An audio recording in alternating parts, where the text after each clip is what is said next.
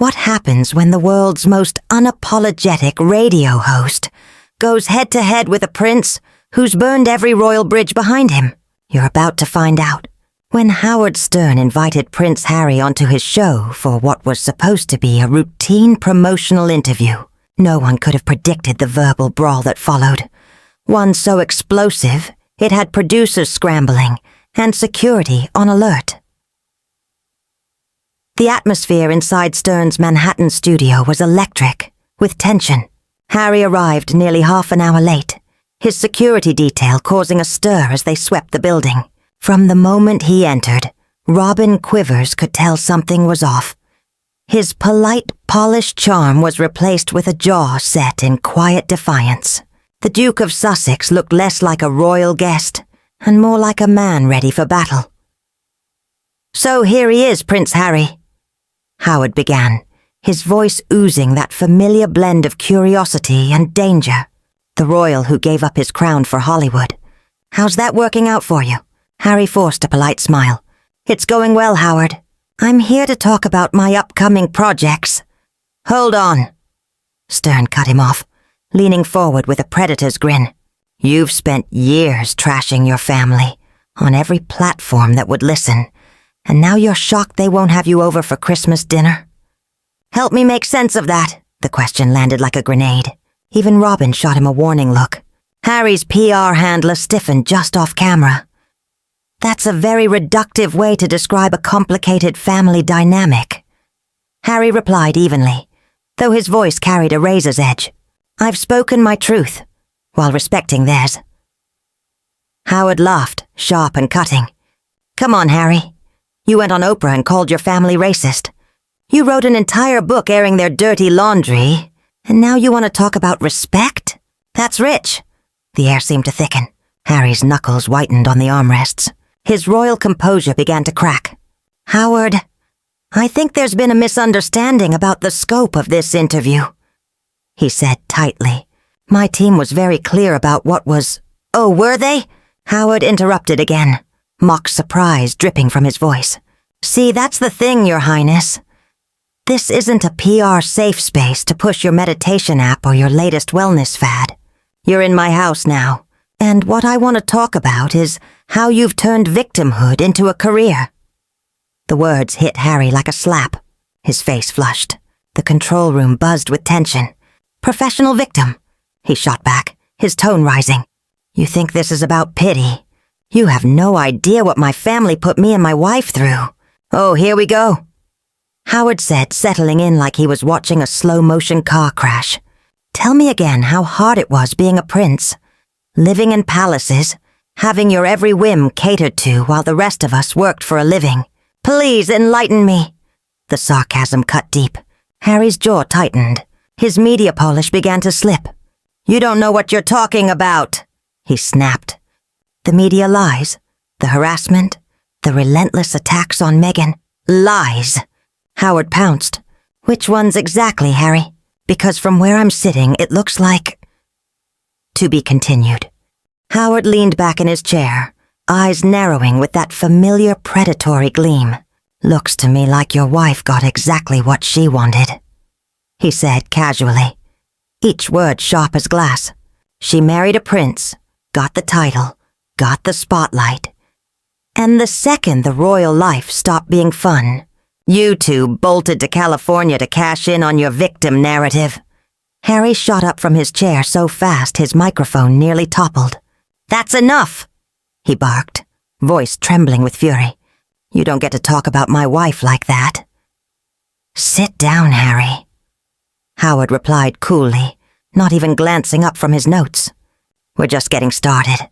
You came here to promote your projects? Well, this is part of the deal.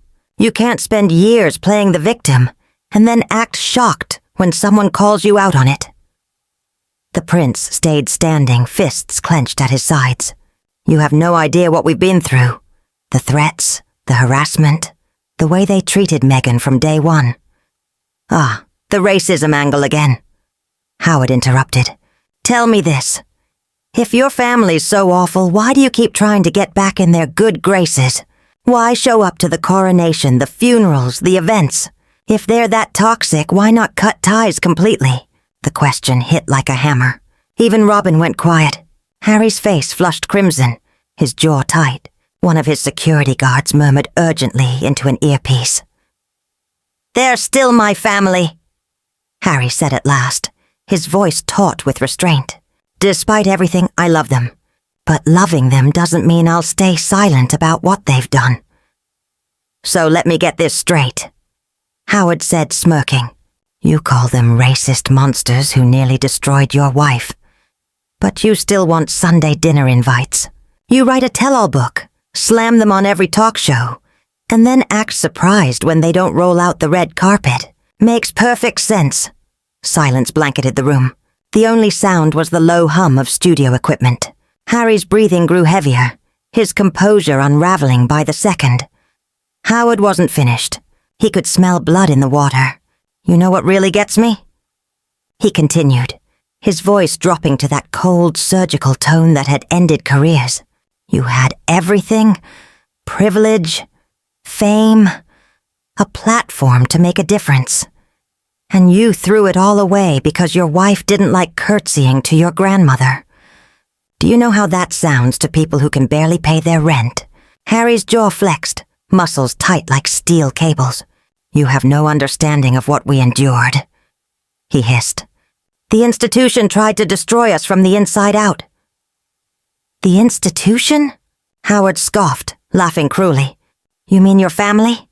The same one that gave you palaces, money, and a global platform to play philanthropist. What exactly did they do, Harry? Make you cut ribbons and wave to adoring crowds? Tragic." Robin shifted uneasily in her seat. She'd seen Stern tear people apart before, but this was different. There was something almost predatory about how methodically he was dismantling the prince. "They leaked stories about us to the press," Harry shouted, his voice cracking. "They used us as scapegoats to protect others. They let the tabloids destroy Meghan. And your answer," Howard countered instantly, "was to run to Netflix and Spotify and make hundreds of millions telling your side of the story. Real noble of you. Most people who get treated badly by their families don't get paid 9 figures for it." The words hung in the air like poison. Behind the glass, Harry's publicist was frantically motioning to cut the feed. 2 security men edged closer to the door. "That money was never about revenge," Harry said, his voice trembling but defiant. "It was about financial independence, so they couldn't control us anymore." Howard raised an eyebrow, smirking. "Financial independence?" He repeated, the disbelief in his tone slicing like a knife. "To be continued." Howard's voice oozed disbelief. "Financial independence?" He repeated, almost laughing. "Harry, you were already financially independent. Your father gave you millions every year. You had trust funds that could outlast a dozen lifetimes. But that wasn't enough, was it? You wanted Hollywood money. You wanted the fame, not the duty." Harry's composure finally cracked. "We wanted our freedom," he snapped, his voice rising. "We wanted to raise our children without them being used as pawns in palace politics. Freedom." Howard pounced, his tone sharp as a knife. "You traded one fishbowl for another. You swapped British tabloids for American paparazzi. The only difference is now you're paying taxes instead of having them paid for you. Some freedom." The studio air thickened with tension. Harry's face burned red, sweat beading on his forehead. Fred's hand hovered over the emergency cutoff button. Finally, Harry spoke again, his voice tight but controlled. "At least here we can speak our truth without being silenced." "Your truth again," Howard said with a sneer. "You use that phrase like it's a magic shield. Let me tell you something, Harry. The truth is that you were born with every advantage imaginable, and you squandered it because you couldn't handle the responsibility that came with it." "Responsibility?" Harry shot back, his voice cracking. "I served in Afghanistan twice. I founded the Invictus Games for wounded veterans. I've dedicated my life to service. And you sit there calling me spoiled?" Howard leaned back slightly, a faint smirk forming. And all of that was admirable, truly. But then you married someone who clearly had other plans.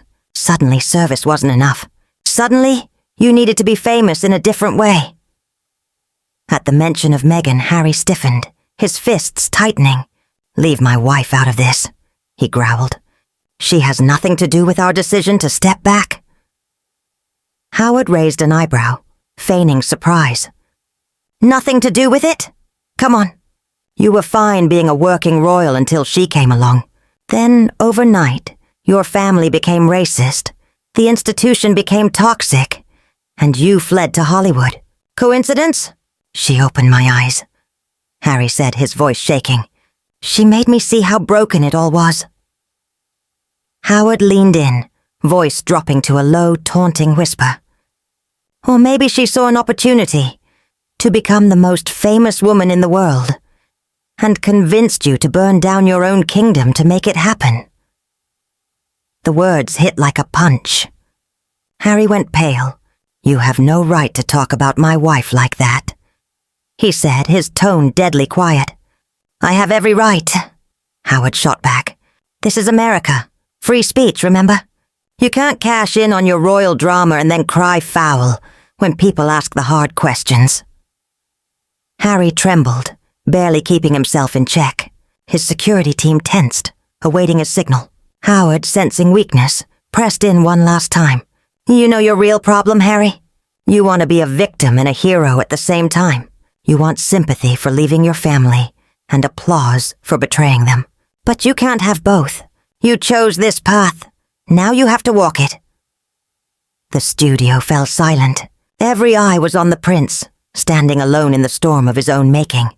Howard's tone shifted, carrying a mock sadness that was somehow more cutting than his usual sarcasm. "You know what's really tragic, Harry?" he said, leaning forward slightly. "You actually had the chance to be something special. You could have been the people's prince, the bridge between the old monarchy and the modern world. But instead, you turned yourself into a professional victim, cashing in on your own family trauma. And for what? A mansion in Montecito and a Netflix contract?" Something inside Harry finally broke. The last trace of royal restraint vanished. His voice, once polished and practiced, came out raw and unfiltered. "You know what, Howard?" he said, standing up so abruptly that his chair scraped the floor. "You sit here, hiding behind a microphone, making millions, tearing people apart, and you think that gives you the right to judge me?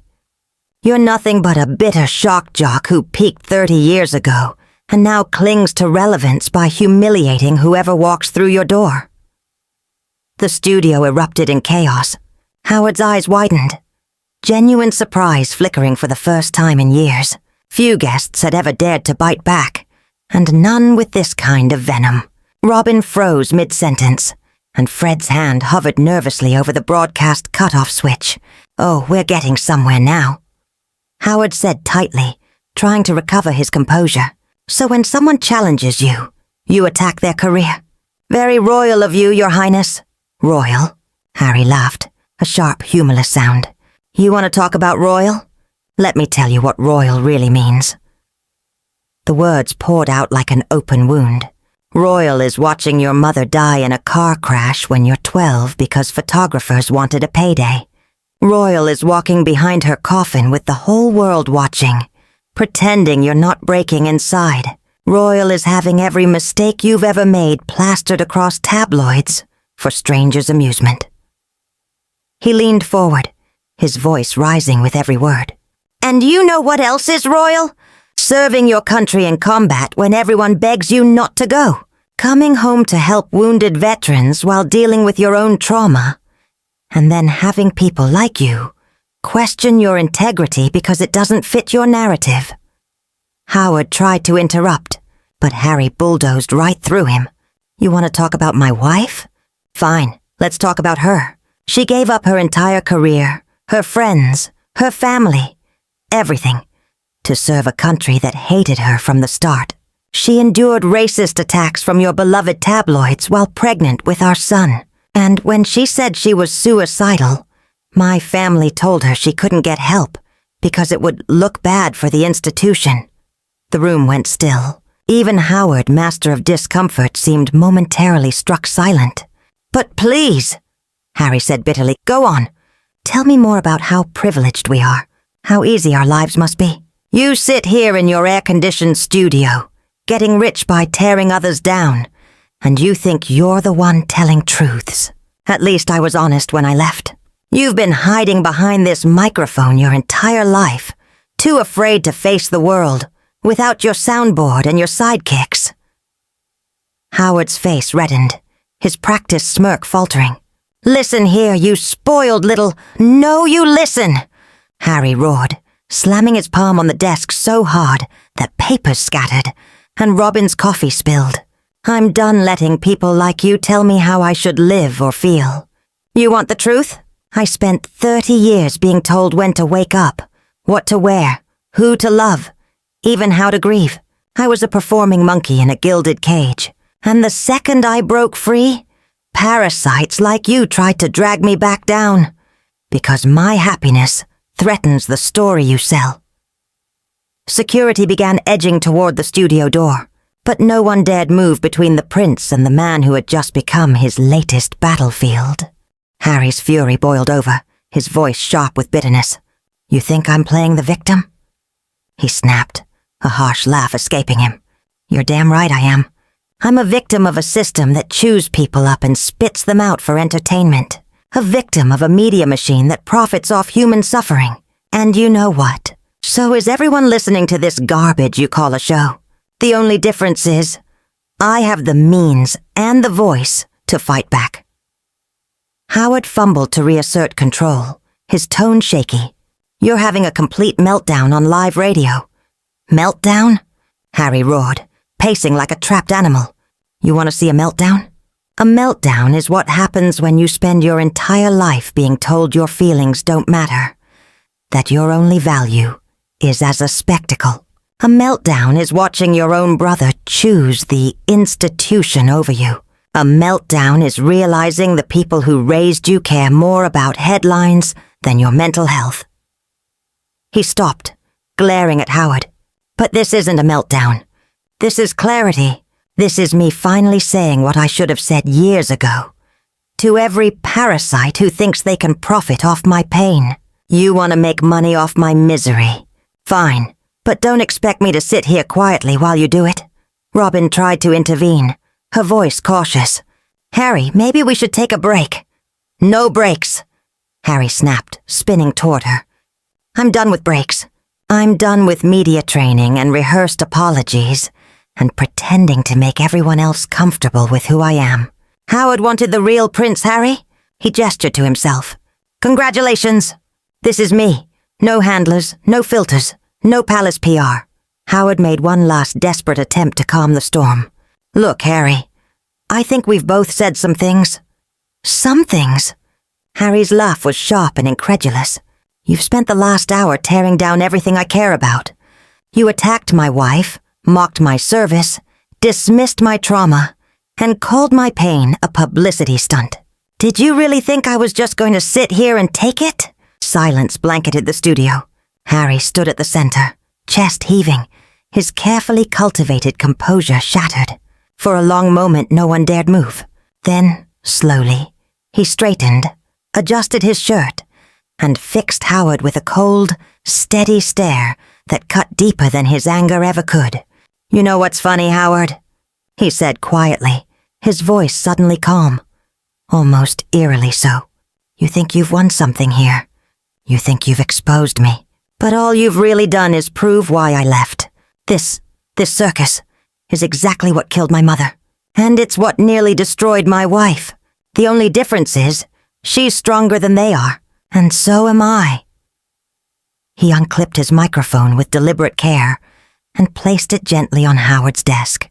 "I came here to have an honest conversation about my work, my life. Instead, I walked into an ambush, a setup designed to humiliate me for entertainment. I hope your listeners enjoyed it, because this is the last time I'll ever subject myself to this kind of abuse." Harry turned toward the exit, his security team instinctively falling in behind him. But before leaving, he paused and looked back one final time. You asked me earlier why I haven't cut ties completely with my family, he said, his voice steady now. It's because, until today, I still believed people could change. That institutions could evolve. That decency still meant something. But sitting here watching you twist pain into performance, I realize some people never change. Some people will always choose cruelty over compassion, ratings over respect. He straightened his shoulders and walked to the door, the tension in the room thick enough to choke on. Congratulations, Howard, he said, glancing back one last time. You've just reminded me why I was right to walk away. With that, Prince Harry left Studio 69, the heavy door clicking shut behind him.